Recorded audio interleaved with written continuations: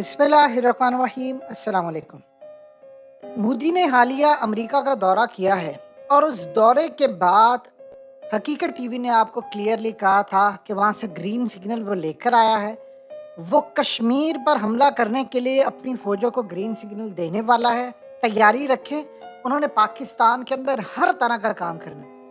आज आपको राजनाथ सिंह की जो खतरनाक तरीन तकरीर थी वो सुनवाने जा रहे हैं। उस तकरीर का एक एक लफ्ज पाकिस्तान के खिलाफ ऐलान जंग है।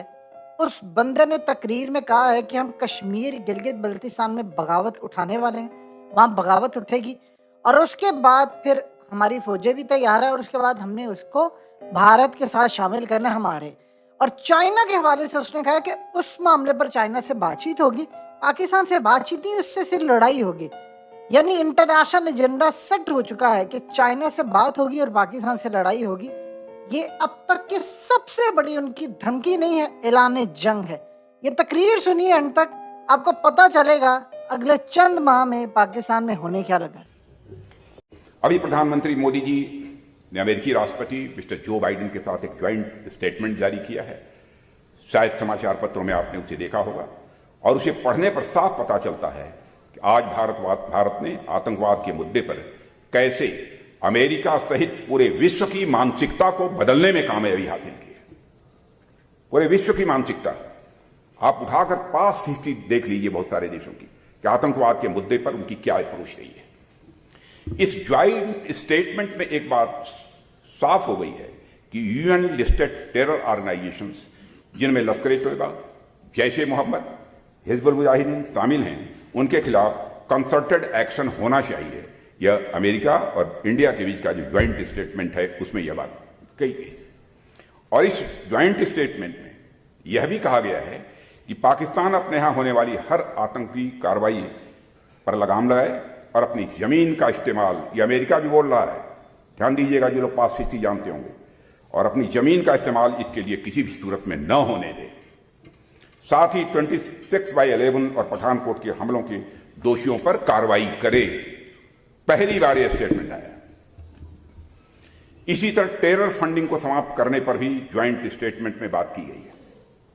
यह छोटी कामयाबी नहीं है, क्योंकि इससे सिद्ध हो गया है कि भारत जो कुछ भी पाकिस्तान प्रायोजित आतंकवाद को खत्म करने के लिए कर रहा है वह सही दिशा में जा रहा है।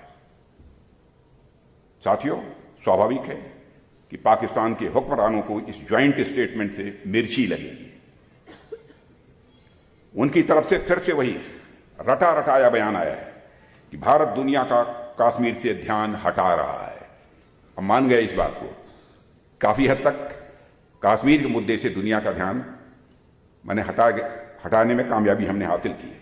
मैं पाकिस्तान की सरकार को भी स्पष्ट बतलाना चाहता हूं कि कश्मीर की रट लगाकर कुछ हासिल नहीं होगा।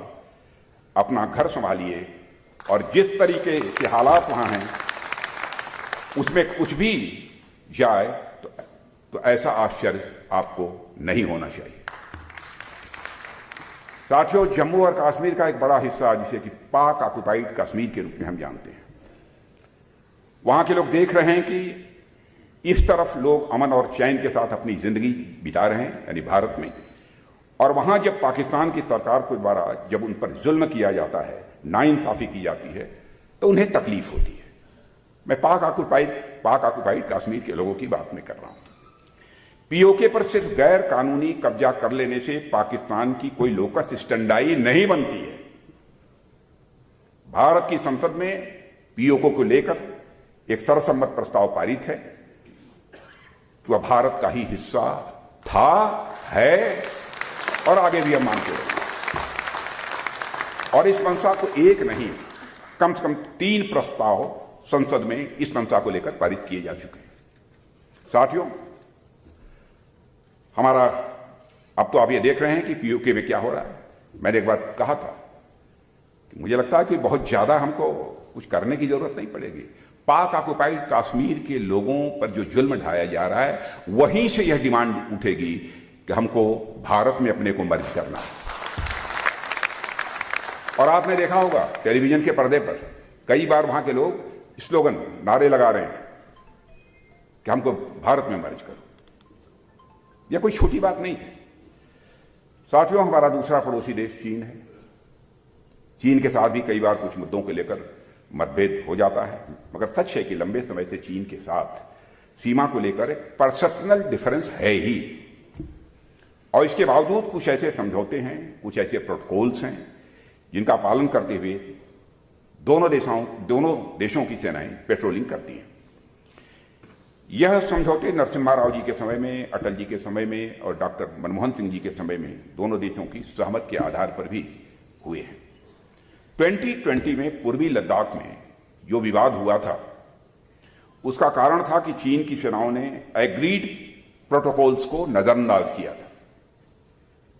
चीनी सेना पीएलए ने यूनिलेटरल तरीके से एलएसी पर कुछ बदलाव करने का प्रयास किया, जिसे हमारे बहादुर सैनिकों ने उसे विफल कर दिया। गलवान की उस घटना का भी मैं जिक्र करना चाहूंगा कि उस घटना को 3 वर्ष गुजर चुके हैं, मगर जिस शौर्य पराक्रम के साथ साथ संयम का परिचय भी हमारी भारतीय सेना ने दिया है, वह देश कभी भूल नहीं सकता। बहनों भाइयों, मैं देश का रक्षा मंत्री होने के नाते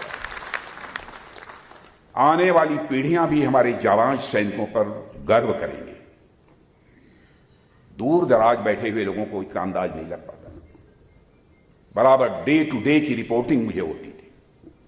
मैं जानता हूं किन परिस्थितियों में हमारे नौजवान लड़ते हैं, कितनी बहादुरी के साथ लड़ते हैं, कितनी हिम्मत के साथ लड़ते हैं। बहुत सारी बातें हैं, लेकिन सार्वजनिक रूप से उनकी चर्चा भी मैं नहीं कर सकता। मगर इतना मैं जरूर कहूंगा कि जब भी गलवान का इतिहास लिखा जाएगा, तब पूरा देश हमारे सेना के जवानों के शौर्य और पराक्रम पर गर्व करेगा। मेरे बहनों भाइयों, यह बात मैं पूरे विश्वास के साथ आपके सामने कहना चाहता हूं। और मुझे तकलीफ तब होती है जब सरकार को कटघरे में खड़ा करने के प्रयास में हमारे देश के सैनिकों के पराक्रम पर भी प्रश्न चिन्ह लगा दिया जाता है। नहीं होना चाहिए। भारतीय सेनाओं की प्रतिष्ठा, उनकी बहादुरी और उनकी निष्ठा पर भारतवासियों को नाज है। रहा सवाल चीन के कब्जे का, तो मैं यहां फिर से दोहराना चाहूंगा, 2013 के बाद एलएसी से सटी भारतीय सीमा पर